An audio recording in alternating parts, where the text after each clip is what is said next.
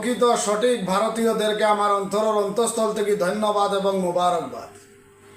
যারা ভারতের গাদ্দারেরা, ভারতের দুশ্মনেরা যারা নাকি জ্ঞান দিতেছেন কমেন্টে বা হোয়াটসঅ্যাপে বা মেসেঞ্জারে, আপনাদেরকে বলছি, আপনারা কে কি জ্ঞান দিতেছেন, কি আলটু পাল্টু কথা নিয়ে ভিডিও বানান গো? আপনারা কখনো কি মন মানসিকতা ভালো করতে পারেন নাই? কিছু শিক্ষিত মানুষের কাছে উঠা বসা করবেন, তাহলে শিখতে পারবেন, বুঝতে পারবেন। বন্ধুরা, আজকের দিনে বর্তমান সময়ে বাংলাদেশে যেন ভারত বিরোধিতা বেড়ে চলেছে। মাদ্রাসা পাস ব্যক্তি আর ইসলাম পড়া গ্রহণকারী টুপিদড়ি রাখা পুরোহিত মৌলানা আর মাদ্রাসা ছাপিদের, যখনই আমরা এই সোশ্যাল মিডিয়াকে স্ক্রল করছি তখনই ওদের মন্তব্য চলে আসছে ভারত বিরোধিতাকে নিয়ে। তো আজকে আমি এই ভিডিওটিতে ওদের নিয়ে কিছু বলবো না। আজকে আমাদের এই ভারতের একজন মৌলানা বা মৌলবী বাংলাদেশের নাম করে তাদেরকে তো ধুয়ে দিয়েছে, আর তারা নিজেরাই বলছে যে অ্যাকচুয়ালি তারা ভারতে কতটা ভালো আছে হিন্দু রাষ্ট্রে থেকেও, অথচ তারা আজকের দিনে ইসলামিক দেশ আর ইসলামিক শরিয়ত আইনের মধ্যেও থেকে তারা সেখানে ভালো নেই।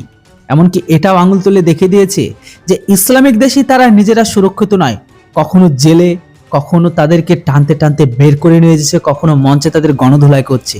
তো বন্ধুরা, কথা না বেড়ে ভিডিওটা দেখে নিন, আর অবশ্যই এর উপর আপনাদের মতামত কিন্তু কমেন্ট বক্সে লিখবেন। যদিও এরকম টাইপের আমি আপনাদের সামনে অনেক নিয়ে আসবো, কেননা বর্তমান সময়ে বাংলাদেশ থেকে ভারত বিরোধিতা প্রচন্ড বেড়ে গেছে, আর এদেরকে আমার মনে হয় জবাব দেওয়ার টাইম চলে এসেছে। আমরা তো আলহামদুলিল্লাহ হিন্দুস্তানের মুসলমান, আমরা হিন্দু রাষ্ট্রতে থাকিয়াও অনেক ইসলাম কান্ট্রির থেকে আমরা অনেক অনেক সুখী এবং শান্তিতে বসবাস করি। জানেন কি আপনারা, আমাদের এই হিন্দুস্তানের মুসলমান অন্যান্য দেশ থেকে বহুত ভালো আছি, অনেক সুখ শান্তিতে বসবাস করতেছি। আমাদের দেশের হিন্দু মুসলমান খ্রিস্টান আমরা ভাই ভাইয়ের মতো চলি। ওদের বিয়া শাদী হইলে আমাদেরকে নিমন্ত্রণ করে, আমাদের বিয়া শাদীতে ওদেরকে আমরা নিমন্ত্রণ করি। আমরা ভাই ভাইয়ের মতো আছি এবং ভাই ভাইয়ের মতো থাকবো। ভারতের যারা গাদ্দার এবং ভারতের দুশ্মনদেরকে বলছি, যতই কিছু কূটনীতি করো, আমাদের যেটা ভাই ভাইয়ের মধ্যে ভালোবাসা পিয়ার মহব্বত আছে, আপনারা কখনো নষ্ট করতে পারবেন না। ভারতের গাদ্দার এবং ভারতের দুশ্মনদেরকে বলছি, ভারতের একজন বড় আলিম আপনারা দেখাইতে পারবেন যে জেলখানায় বন্দী আছে? হ্যাঁ, ভারতের একজন হাফিজ সাহেবকে দেখাইতে পারবেন যে জেলখানায় বন্দী আছে? ভারতের কোনো হিন্দু মানুষ বা খ্রিস্টান মানুষে আলিমুল আমাদেরকে অপমান করছে দেখাইতে পারবেন? দেখাইতে পারবেন না। ভারতের গাদ্দার এবং দুশ্মনদেরকে বলছি, যেই দেশে থাকো, ইসলাম কান্ট্রিতেই থাকো, মুসলমান কান্ট্রিতে থাকিয়েই তোমাদের বড় বড় আলিমের সম্মান নাই, ইজ্জত নাই।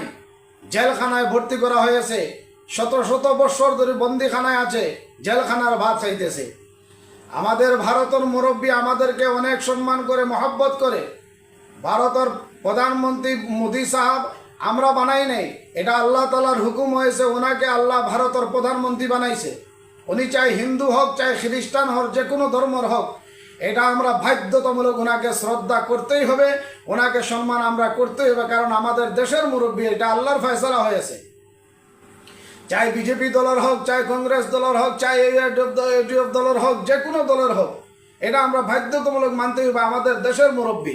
আর উনি আমাদের সাথে কোনো গাদ্দারি করতেছেন না, আমাদেরকে মহব্বত করতেছেন, তাই আমরা ওনাকে সম্মান দেওয়াটা আমাদের জন্য এটা বাধ্যতামূলক। আপনারা যতই কূটনীতি মন্তব্য করেন, এটা আমরা শোনার কোনো কথা না, রেগুলার শোনার আমাদের টাইমও না। যারা কমেন্টে আর হোয়াটসঅ্যাপ মেসেঞ্জারে আসিয়া জ্ঞান দিতেছেন, আপনাদেরকে বলি, আপনাদের দেশের আলিম উলামা কি ভালোভাবে আছেন, মান সম্মানিয়া থাকতে পারেন? আপনারা তো ওয়াজ মাহফিলের স্টেজের মধ্যে সাধারণ মানুষ আলিমদেরকে থাপ্পড় মারে, আমরা দেখি, বেইজ্জত করে, অপমান করে।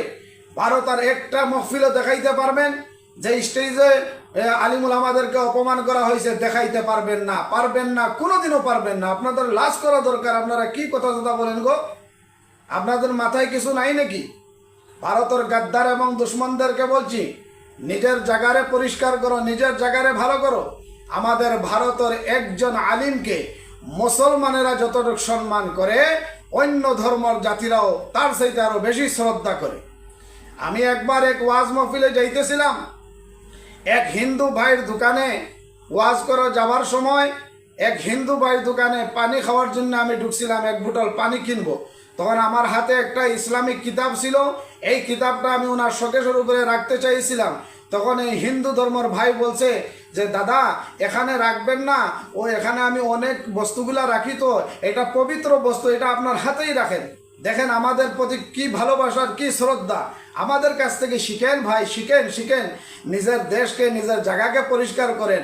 ভারতীয়দেরকে জ্ঞান দিতে হবে না, ভারতীয়দের জ্ঞান অবশ্যই আছে। আপনারা নিজে ভালো হওয়ার চেষ্টা করেন। জয় আই হোক।